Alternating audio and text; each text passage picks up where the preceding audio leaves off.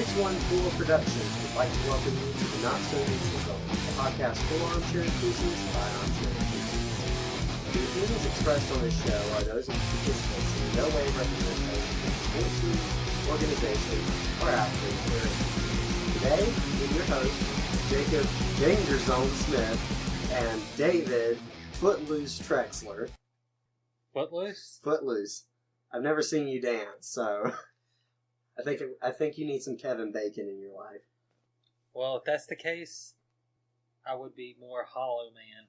No moves inside at all. All right. Well, we covered this a little bit last week with Daytona, but we did not get a chance to talk about the winner because the show was recorded before the end of the 500. So, first things first, we're going to talk about Austin Dillon taking the number 3 back to victory lane. 20 years after Dale Earnhardt did it, and 10 years after Kevin Harvick technically took the 3, because the 2019 was the 3, and coincidentally, it was the 3 car's third Daytona 500 win, with Richard Childress having the team. And I believe I mentioned something to you that this would bring the conspiracy theorists out that the number 3 won this particular race. But I just think he's that talented, you know? He's one of the new guys. Well, you have guys that, I don't know, like Michael Waltrip, who was a winner only on Super Speedway, and guys like Marcus Ambrose that were road course only. A lot of people say he was just lucky to win that race. And I can understand that argument. Every race, and especially the 500, have had those lucky winners. Trevor Bayne, what's that guy from the 90s? Cope? Yeah. Derek Cope? Yeah. Even the 2008 Daytona 500 when Kevin Harvick won, he barely beat Mark Martin to the line. And that was one of those luck things, but sometimes at super speedways, it's almost like Bobby Hamilton. I think it was 2001 maybe, when he went from, I think, 13th at the white flag to winning the race. It was right place, right time. And part of that, I mean, that's racing.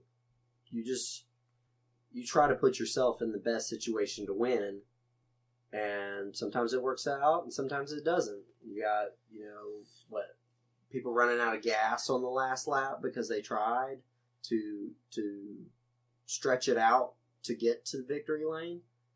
The other thing was, a lot of people were saying he only won because he dumped Almirola. Yet, after the race was over, Eric Almirola said, "I'm not mad at him. He was just doing what he needed to win." That's racing. Now, you could have been unclassy like Denny Hamlin running Bubba Wallace up into the wall and then saying, "Oh, when he come down into me, he cut my tire." No, you cut your tire driving him up into the wall. And then how petty was Denny Hamlin? He kicked Bubba Wallace out of, I think it was his basketball league. Yeah, that's letting your ego get the best of you. Racing, bad things happen. Bad things happen. You cut tires. You get bumped in the behind. It's just part of it, and you've got to deal with it and understand. Sometimes it's just not your fault. I think it was more Denny Hamlin was mad because these 2 young guys were showing him up at a race that he's not necessarily been that great at, unlike his teammates. But if you sit there and talk about guys that you wish would have won the 500, Tony Stewart. There's a guy that, to me, might be one of the top 10, maybe even top 5 all-time NASCAR drivers and never won the big one. And that's true. Yeah, Stewart's always been one of those that gets hot as the year goes on. He never started the year hot. I think he did 3 years in a row finishing last place in the 500. Something like that. Tail end. I believe at least 2 of those he won the championship. One was 05. In 2011, he wasn't even in contention for the championship, and then in the last 10 races went on a tear and wins the championship on a tiebreaker. Well, let me ask you the potentially $1 million question. Does Austin Dillon winning the 500 in the 3 mean that he will have a great career? If he can win more than the 2 races he has, if he were to go on a tear like Jamie Murray did the year he won the 500, the Brickyard, and I forgot what the other 2 races. But if he can go out there and have not a Martin Truex Jr. year, but maybe a Kyle Busch or Brad Keselowski's championship year, then maybe. But I don't think he can go out there, win, lock himself into the playoffs, and then try to backslide in to the championship 4. Now, do you think Austin Dillon can be as good as Dale Earnhardt? No. The closest guy in NASCAR right now that I think can do that already has 7 championships. Yeah. The next closest guy, if he were maybe 5 years younger, Kyle Busch. Because Kyle's already showed he's up there with Richard Petty and Dale Earnhardt as far as racing. Even though he's one of those Ken Schrader type guys that if there's a vehicle with an engine at a track, he's there. Yeah, and I think the talent gap is a lot closer than it used to be. Like when Petty was running and winning all these races, it's obvious that he was head and shoulders, talent-wise, above everybody else in the playing field. And then the same thing with Earnhardt. For most of his career, he was head and shoulders above the people he was racing against. Not as much as Petty was, but he still was. And then you've got Jimmy Johnson. His is even more impressive, winning it with different point systems. They kept changing the point system to try to keep him from being champion, and he kept winning them. Kind of like the NFL's done with the Patriots. Let's change the rules. Change the rules. And it's like every time that 48 team figures out the system, change it again. Yeah. So to be that great, for the next team to win 7 championships, it's going to be very difficult. The talent gap's a lot closer. The equipments that everyone's using pretty much standardized now. It seems like there's that one driver every generation that's the elite guy. Petty, Earnhardt, Gordon, Johnson. The only difference is kind of sandwiched in the middle of Gordon and Johnson is Tony Stewart. Yeah, he had a great run. It was short. Obviously his first run. And then, of course, he got caught up in Jimmy and then got better after Jimmy had his run. If you look at the NASCAR Cup Series from Jimmy Johnson's rookie year until he won his 7th championship, there's, I think, maybe 4 or 5 guys that won a championship that wasn't him or Tony Stewart. Stewart in 02, then you had Kenseth and Kurt Busch. Then it went Tony Stewart and Jimmy Johnson all the way from 05 to 2012. Then in 2012, you had, I think it was Keselowski, and then 2013, he wins again. 2014, you got Harvick. 15, Kyle Busch. Then you had him again. Then Martin Truex Jr. So it's been kind of like with the NFL. Jimmy Johnson, New England Patriots. They're the same team over and over.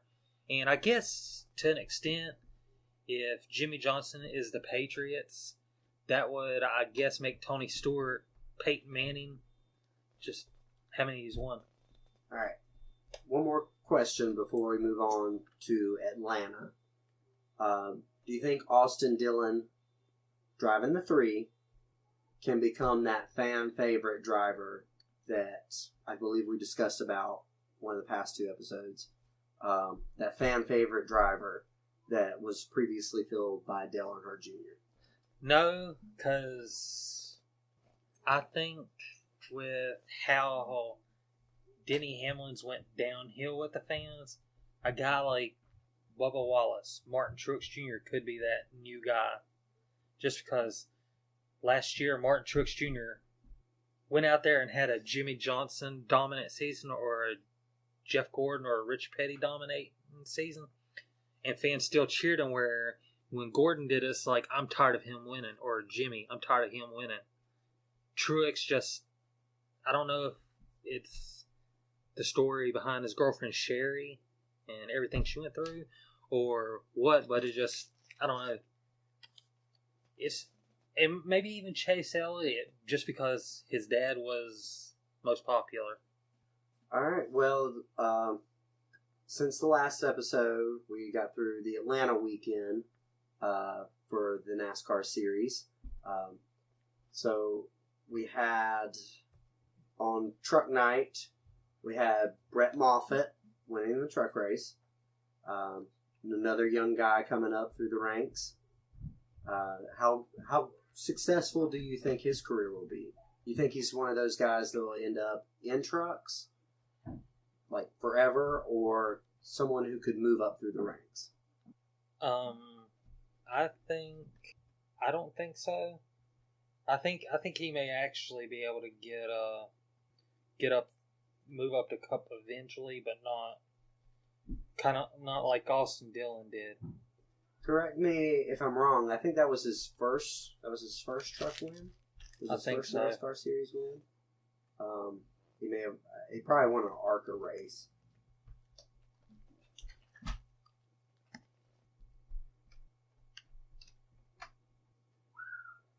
Yep, that was his first.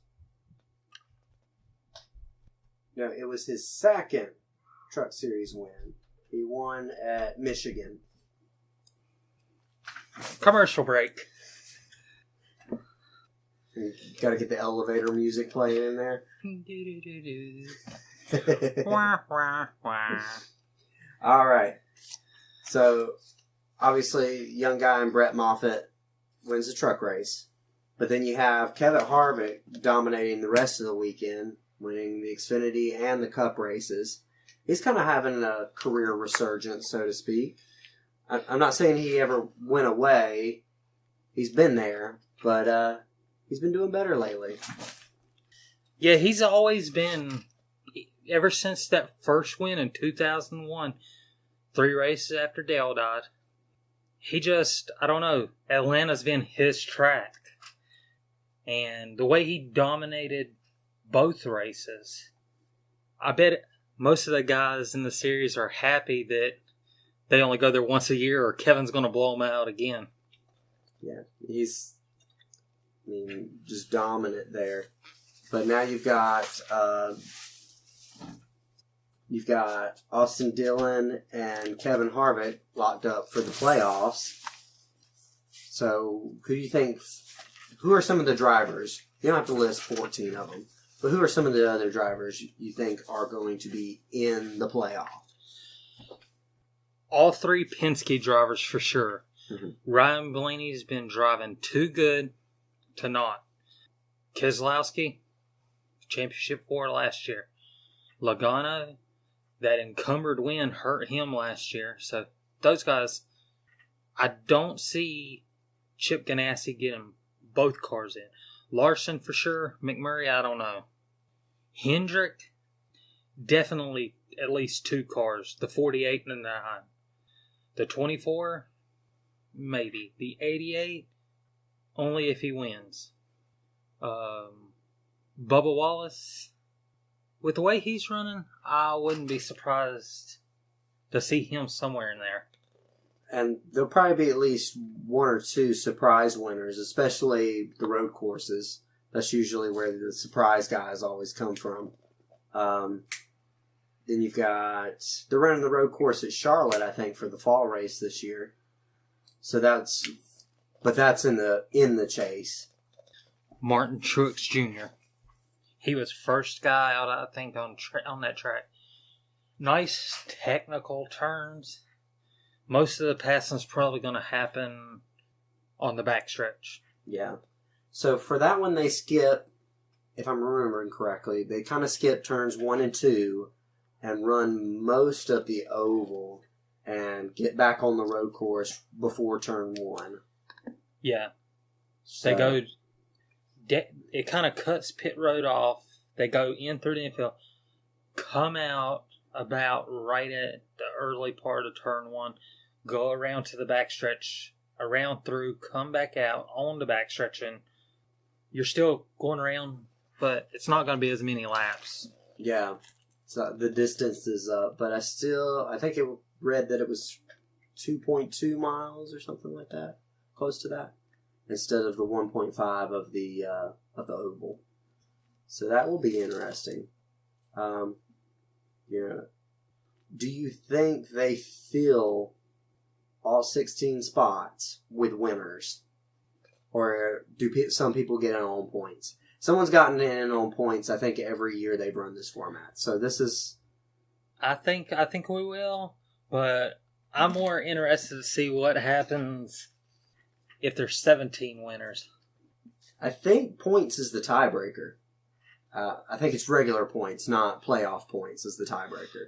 Just think how frustrating it's going to be for a guy who doesn't realize that this is his last year and he's going to retire at the end of the season, to miss the championship by like a 1-point tiebreaker or something like that, and a rookie takes that number 16 spot.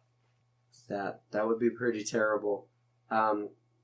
Another option for NASCAR, I know they've never gotten the whole chase filled with winners, but it's not beyond them to expand the chase either if they have, say, 17 or 18 winners.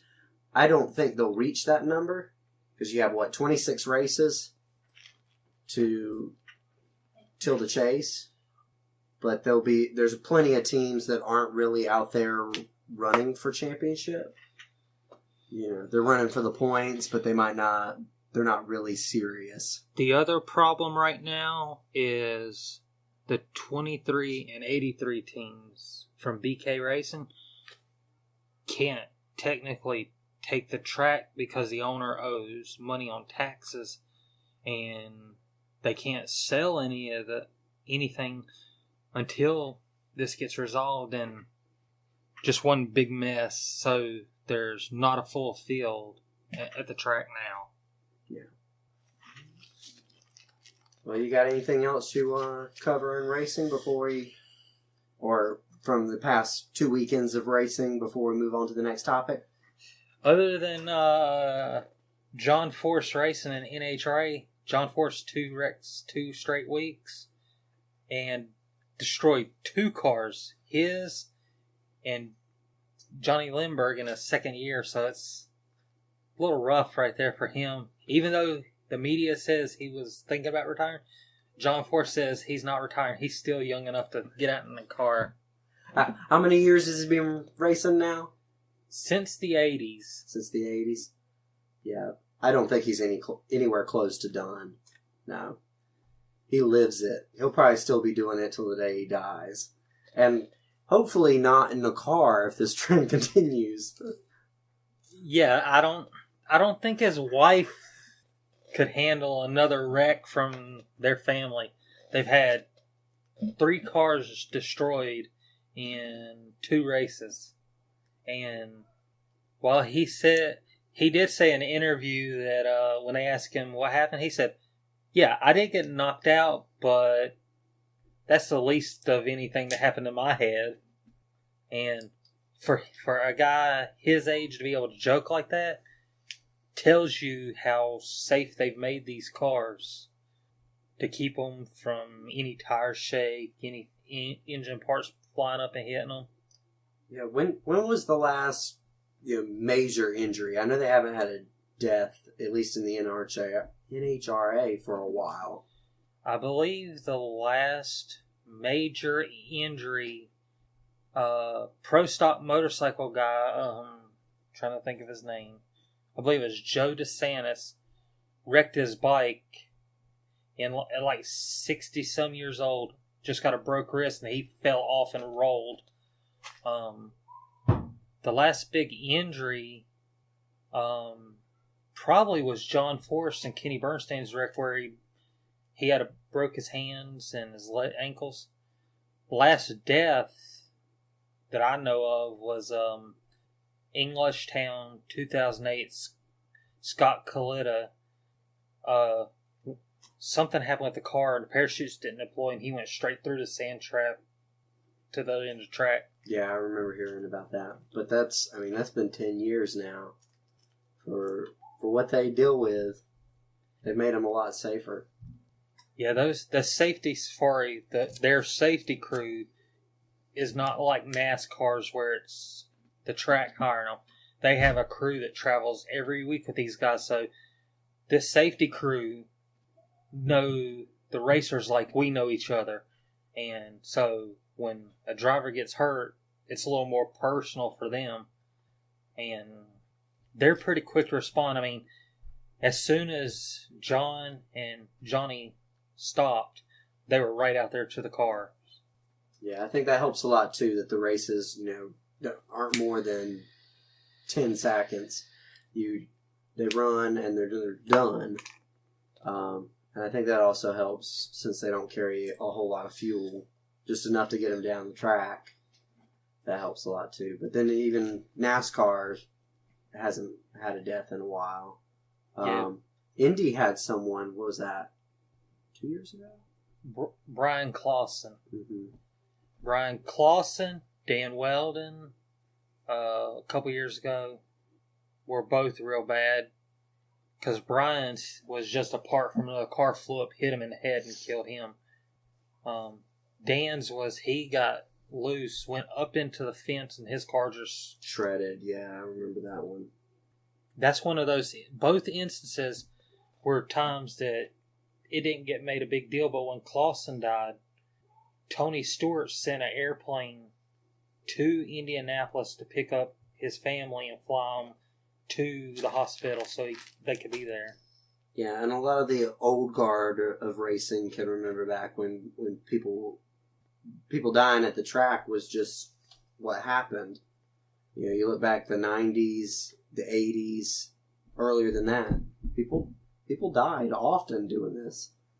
So I think safety's come a long way. It has come a long way.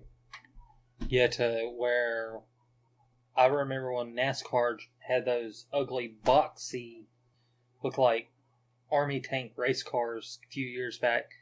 And I was talking to somebody and told them the only way NASCAR will know how safe these cars are is when somebody wrecks. And it was Michael McDowell was driving the 00 Aaron's or UPS car for Michael Waltrip Racing.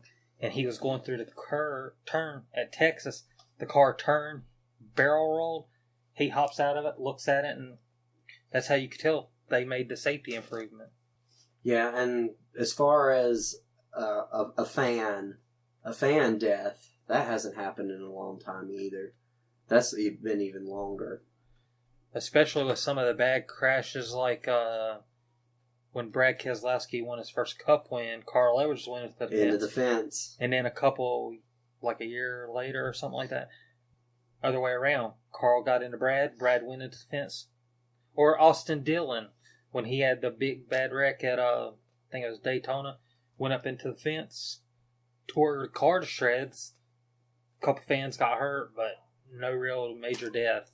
No deaths. Just, I think they said even then it was just minor injuries. The last fan-related death in racing that I know of was a few years ago, season opener in Pomona. Antron Brown's car, Top Fuel Dragster, one of the big ones, went into the wall, and part of his car went flying up in stands. He didn't know till afterwards that a lady did get killed by a flying piece of the car. All right, you want to cover your special topic for today? Yeah, some of the biggest or my favorite or a race that changed NASCAR. All right. Well, you want to do from 10 to 1? Yeah, 10 to 1. All right. Well, tell me about it. Give me a description of it and what your favorite memory is from each one. Number 10 didn't necessarily have to do with who won the race, but the 2016 Ford 400 Cup race was the race that Jimmy Johnson won his 7th championship. Something a lot of people didn't think we'd ever see again was a third Cup driver win 7 championships. And it was, I guess it was coming into the last few laps. I'm not a Jimmy Johnson guy, but I wanted to see him do it because I wanted to be like the people that saw Petty win his 7, Earnhardt win his 7. Now, to be able to say, hey, yeah, I saw that, was pretty cool. The next one was the 1992 Hooters 500. Probably arguably one of the most significant races in NASCAR for 3 reasons. Alan Quickie beat Bill Elliott at what at the time was the closest championship race ever. I think he won it by 1 point. The other 2 key things about that was this was Richard Petty's last race and Jeff Gordon's first race. So you had a lot of history in that one race that we didn't realize. That was the first race for a future 4-time champ and Hall of Fame driver. The next one was the 2008 Daytona 500. Yeah. I think I was a little off on a couple of my stats, but the 08 race was big because it was the 50th Daytona 500, and Ryan Newman won it. And to be able for him to say he's Daytona 500 champion, it was a big deal too, because a lot of people wanted to see the 29 car win it because 10 years after Dale's win, and it would have made a big deal. The next one, the 1984 Firecracker 400. Richard Petty's 200th and last win. Ronald Reagan, President of the United States, in the house for the race. Kind of added a little bit of pressure, to perform for all 43 guys. The next one, number 6, the 2001 Pepsi 400, which was the first race at Daytona since Dale died, and who of all drivers wins the race but Junior? Yeah. And I think that was not necessarily Earnhardt fans happy, but Junior to be happy because he was able to come back and put the demons out of the back of his mind. Now, that's the one where they had the roof hatches installed, and so they're both in the grass, sticking out the roof of their cars, just celebrating. Now, the next one on the list is number 5. Kind of was what replaced the 92 Hooters 500 as the biggest race, where the 400 2011, what we talked about earlier about Tony Stewart winning the 2011 championship. Tony Stewart and Carl Edwards come into this race, and Tony wins the championship. Carl finishes second, but they tied. And because Tony had more wins than Carl, he was the champ. And the only tiebreaker for the championship. And one of the things that made them change the rules to what we have now for the playoff format. The next race, I don't remember the name of the race, but it was the 2001 Atlanta race. 4th race of the season. 3rd race after Dale Earnhardt died. Kevin Harvick wins his first Cup race in what was going to be a rookie year that a lot of people wanted. And it was a race that kind of goes along with what happened this year's Daytona 500. That was a race that Richard Childress Racing needed. That was Earnhardt fans needed that win, and it was just that big a deal.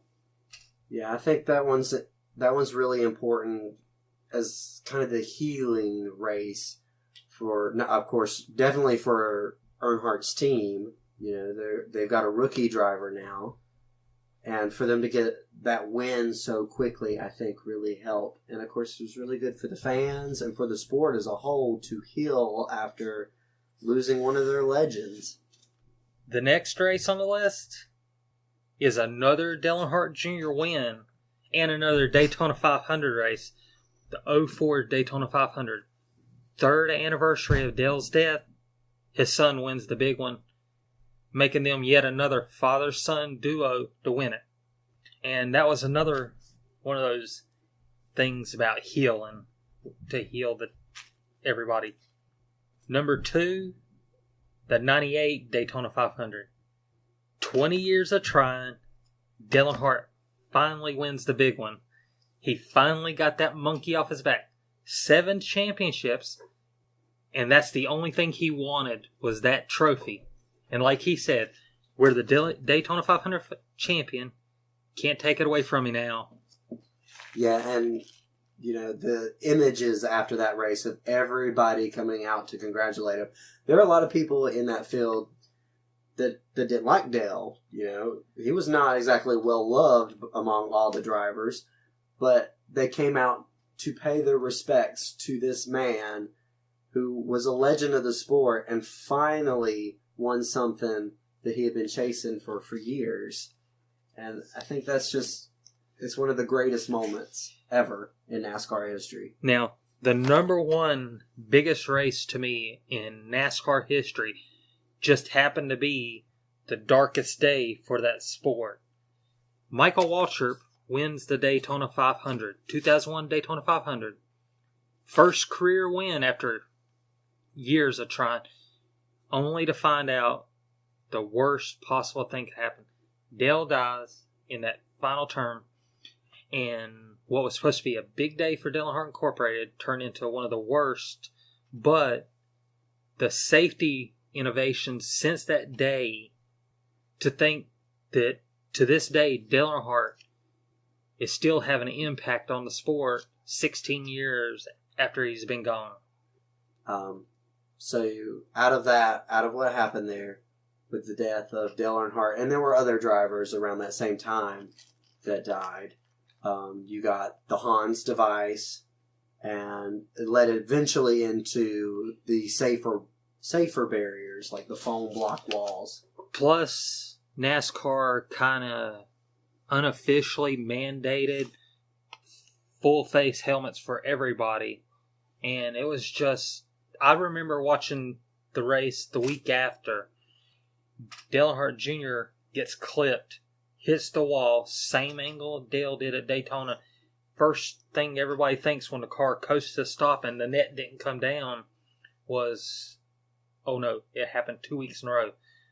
But at that race, that was another weekend at I think it was Rockingham. Steve Park wins the race. More closure for Earnhardt fans. So it's just, I don't know, it's probably one of the worst days for racing. And like Richard Childress said years later, him and Dale Earnhardt had went hunting and had an agreement that if one of the two died, they would keep racing. And it was just a deal. And I think a lot of people were hesitant about seeing the 3 back on a cup track. And especially the fact that it wasn't Junior in the car, it was Richard's grandson. A lot of people didn't want to see it, but to me it felt like it was time. It had been long enough that we had been without it. And if this year's Daytona 500 had to be okay, now it's okay. The 3 is okay to be back on track. We can move on. And that was kind of like the final piece of closure. Yeah, in NASCAR, there's really not retiring numbers. So, it does, I think, for them to hold the number 3 in their back pocket, Richard Childress, for as long as he did, and then, I understand this is his grandson, but he's still a very good driver, to put a driver in there that he thinks will pay respects to the legacy of that, I think is important. So, you've got like the 43 still out there running, despite Petty. Well, you have the 3 out there running too. And people can watch it, and the older generation can teach the newer generation, hey, the 3, that's what Dale raced. That's what he raced.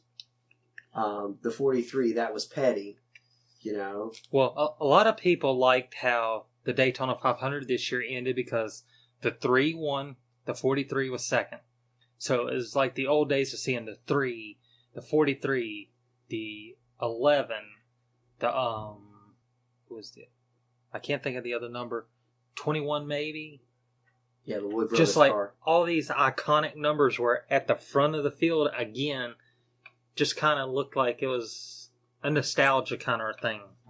Yeah, and I think that helps. I think that's good for the fans. They can still cheer on the same car.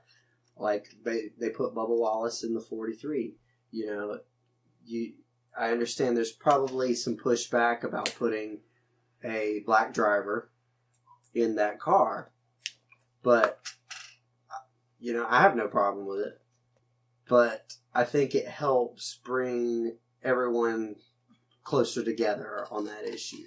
You know, if he comes in, he can run second at Daytona. Just paying respect to the number. Okay, the next thing that we got to cover would be an idea I got. I'm not sure where it popped in my head, but the Mount Rushmore. You hear a lot of this in sports. The Mount Rushmore sports. Who are the greatest? For me, it wasn't who's the greatest in that sport, but more or less who do I think is either guys that may have revolutionized that sport, or they put a stamp on that sport or something. But I know I messaged you earlier in the week and told you, hey, I got this idea for the show. Let's do this. Have a list by then. And I picked the 4 main stick and ball sports. NFL, MLB, NHL, and NBA. But I wanted to put NASCAR and NHRA in that list. And I know you said you weren't big on, I think it was NHL and NHRA. So, figure we'd start with NHRA first. All right. Well, I will abstain from my Mount Rushmore because I do not know enough about the sport, and I know I would piss some people off if I went out there throwing out names. But go ahead, tell me about your Mount Rushmore. Now, you want to cover the rules real quick about what it is? One criteria is they have to be retired. So I don't want any Jimmy Johnson, LeBron James, or Tom Brady fans coming after us. So that's why they're not on this list. They don't necessarily have to be a Hall of Famer in their sport. They can be just like, they can be somebody who forced rule changes because of some dominance or something like that. But like my first one for NHRA was Don Perdone. Don the Snakebird Perdone was one of the first guys in drag racing to use sponsorship. He, along with Tommy McEwen, nicknamed the Mongoose, they were the Snake and Mongoose. And they were the first ones with their Hot Wheels sponsorship to put that on the map. Don was one of the few guys at the time to win in both Top Fuel and Funny Car. Another person on this list is Don Garlitz, Big Daddy Don Garlitz, who, after an accident that took most of one of his feet, all the toes off one of his foot, they switched from a front engine dragster to putting the engine behind the driver, more safety. So, and plus, he also has been one of the first guys to run an electric dragster. Some people will drive anything, won't they? Anything with a wheel. Ironically, yes, because Richard Petty has, I think, one drag race to his credit, and he lost. But the next guy on the list, Connie Coletta, the bounty hunter. One of the people that helped get my fourth person that's on my NHRA Mount Rushmore on the list, and that's Shirley Muldowney. First female champion in any racing series. First three-time also. There's only been 2 other drivers win multiple championships in drag racing. Angelle Sampey, 3 motorcycle championships, and Eric Enders, 2 pro stock. Oddly enough, in almost 60 years of drag racing, there's never been a funny car champion. But really, if you add active drivers to this list too, I may have to bump 2 of the people off my list for John Force and Tony Schumacher. 2 guys that together have almost as many championships as the Yankees. Now, over in NASCAR, you might be able to give an opinion here. Yeah, I've got some opinions. Obviously, you're going to put Richard Petty on that list. Obviously. 200 wins, 200 wins, 7 championships. At the same time, the Intimidator, Dale Earnhardt's got to be on that list too. 2 guys that really had a stranglehold on the sport. The third guy, Cale Yarborough, the first three-time back-to-back champion until Jimmy Johnson broke his record and made it 5. Cale was a big one. The fourth guy is Tony Stewart. Simply because how many racers can say they've got an IndyCar championship and a NASCAR Cup championship, while Tony Stewart never won the Daytona 500 or the Indy 500. He still was the only driver to win an open wheel championship, and that's where a lot of guys like AJ Allmendinger, Scott Speed, Juan Montoya, Brian Clausen, Danica Patrick, these drivers were able to, bounce back and forth. Even Kurt Busch. Yeah, he opened the pipeline for now, that. Kurt Busch, I think, unless Richard Petty done it, Kurt Busch is one of the few drivers to run an NHRA Pro Stock race, a NASCAR Cup race, and an IndyCar race. So, and he's still open to doing it again. So those are, I don't know who you got as your other 2. All right. Well, obviously, got Petty and Earnhardt. Those are the big ones. Obviously, the last 2 are a little bit influenced by who I like. I've got Mark Martin simply for his longevity and how he never won the championship, but it didn't stop him. He kept running. Always the bridesmaid. Now, he did have, I think, 5 IROC championships and a NASCAR Xfinity championship, as it's called now. But, yeah, he was one of those guys that 2002 would have been his year, I believe it was, until him and Jimmy Johnson had a wreck at the beginning of the race, and it wiped him out, cost him his shot at championship that year. Yeah. And I think before Kyle Busch broke it, I think he had the record for what is now called the Xfinity Series race wins. The last guy is going to be Jeff Gordon. I spent a lot of my early years, I disliked Jeff Gordon. He was always winning races. But as time went on, I realized just how good he was when he was good. Win his 4 championships like he did. It's kind of hard because you got so many good drivers that have won the championship. And at the same time, you got guys like Carl Edwards, Mark Martin, Greg Biffle. Didn't win a championship, but these guys were good. And for the longest time, I hoped Biffle would win a Cup title so he could be the first guy to win a Truck, Xfinity, and Cup title. Now, it's looking like a guy like Austin Dillon may be one of the first ones to do that. Let's see. It's time for you to step back again on another series because we're going to NHL. All right, well, let me do the first one. I know he's on yours. This is basically the extent of my hockey knowledge, but the greatest of all time in any sport that is undisputed is Wayne Gretzky. Yeah, Wayne Gretzky, only guy in hockey to have his number retired, and one of only two people, along with Jackie Robinson, to have his number retired by his entire sport. I mean, without a doubt, you got to have Wayne Gretzky when you're talking hockey.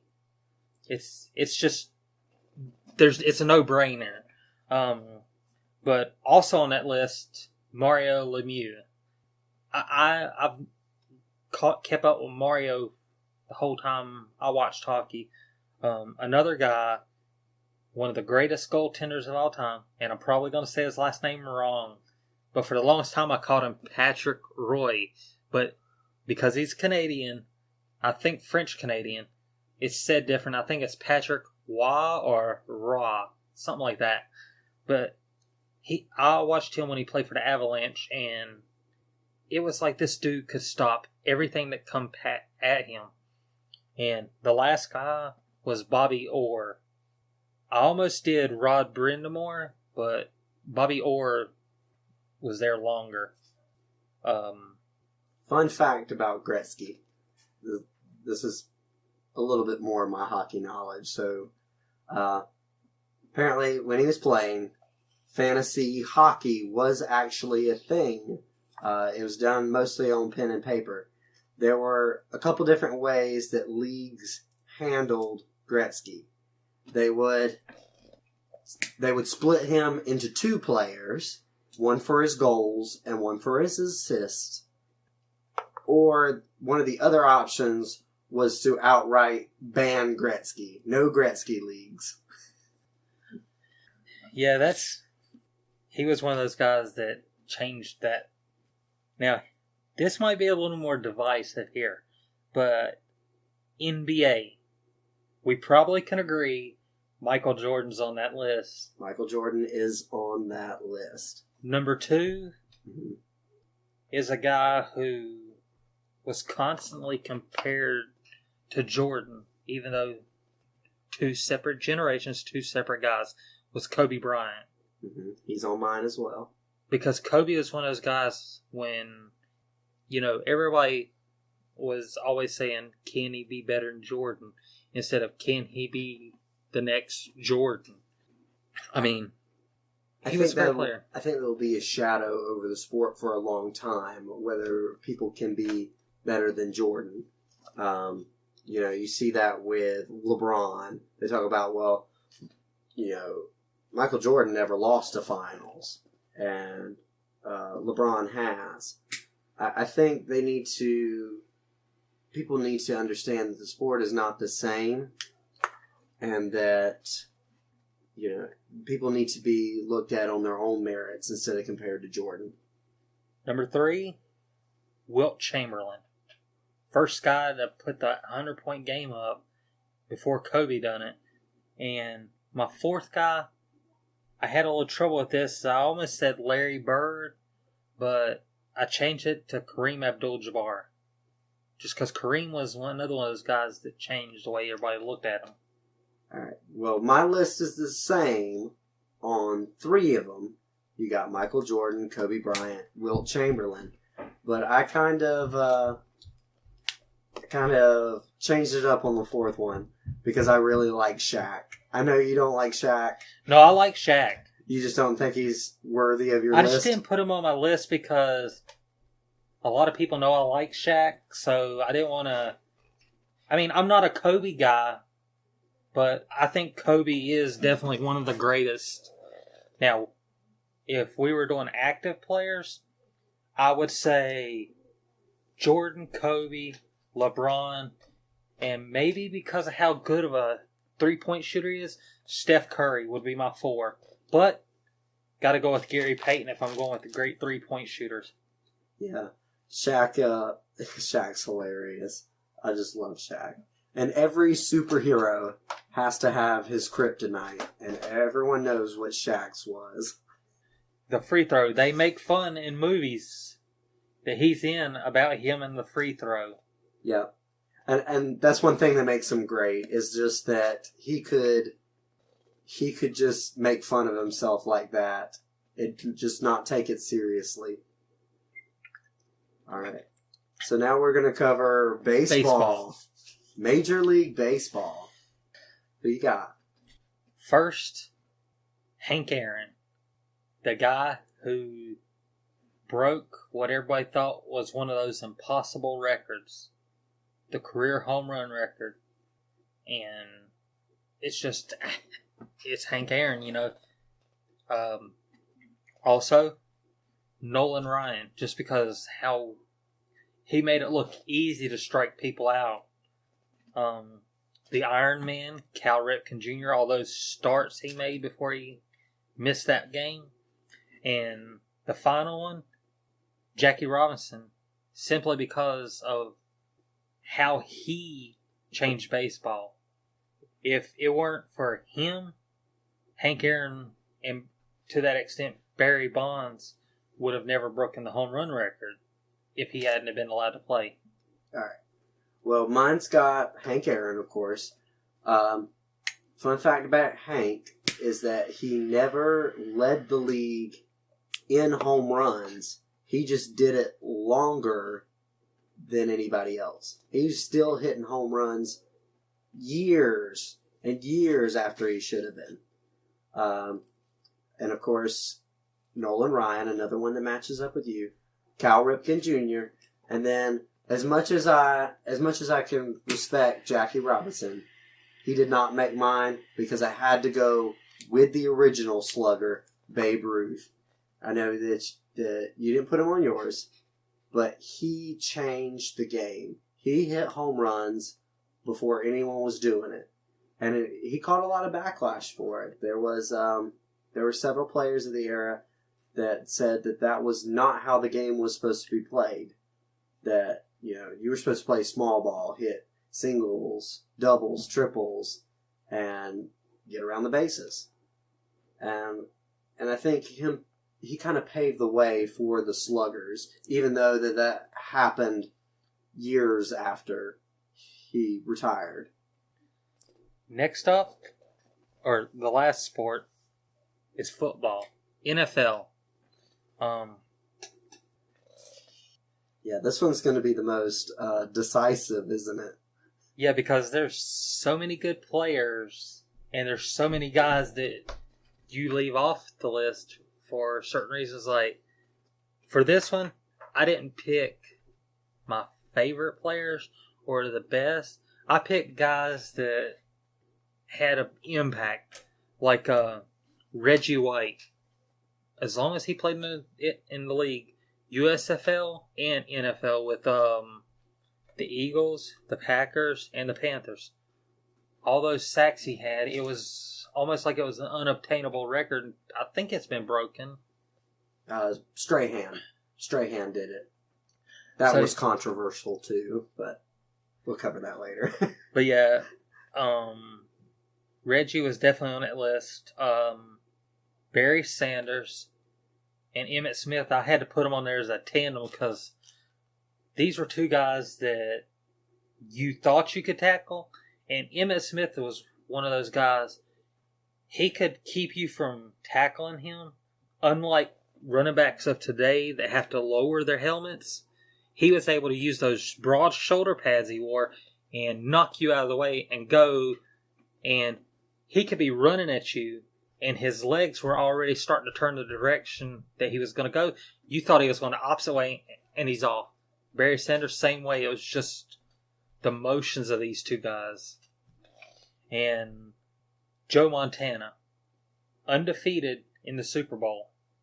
Whereas a lot of people argue that Brady might be the greatest, but if you're going to argue, stats, Dan Marino could go on that list too. And for me, if you were to say, okay, only your Mount Rushmore guys that you're going to put on there, no championships, where you said Mark Martin, Dan Marino is another one of those guys, one of the greatest in his sport to never hold up the Lombardi Trophy.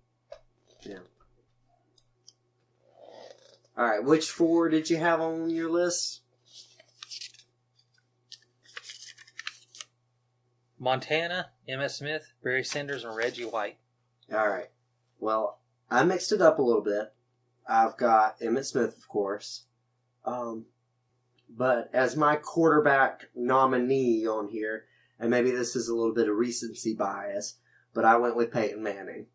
I know that you don't think he's the greatest quarterback, but think about how many god-awful Colts teams he dragged to the playoffs. Now, I'm not saying that, he's head and shoulders above everybody else, but I think he is probably the greatest pure quarterback to play in the NFL. I've got Jerry Rice. That's another guy, if you look at the positions, which we may have to do in a future show, to say the top guys at each position, I think Jerry Rice is the best receiver. A lot of people say Moss. If you had someone with Moss's talent, but Jerry Rice's work ethic, that person would be unstoppable. Not to mention, you got to think, Montana and Rice, and that one catch in that one Super Bowl played into that. Yeah. And then as my last guy, I had to go on the other side of the ball like you did with a defensive player, but I went with Lawrence Taylor. When Bill Belichick will come out and say that he is the greatest player that he ever coached, that's some high regard. Belichick's been around a long time. I don't want people to think that he's just been the head coach of, the Patriots. He was the defensive coordinator for the Giants for a long time. And when he says that is the best player, to this day, he still says that's the best player he ever coached, I believe it.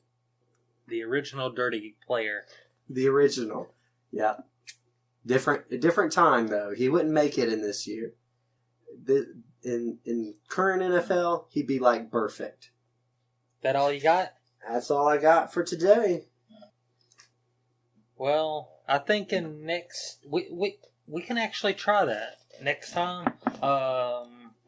Maybe do player or the greatest person to ever suit up for each team in the 32 teams in the league. The greatest player for each team? Or position. I think we could go by teams. All right. That's going to be it for our show today. Thank you for listening to this episode of the Not So Neutral Zone. Check us out at our Facebook page. For David, I'm Jacob. Hope to have you again next week.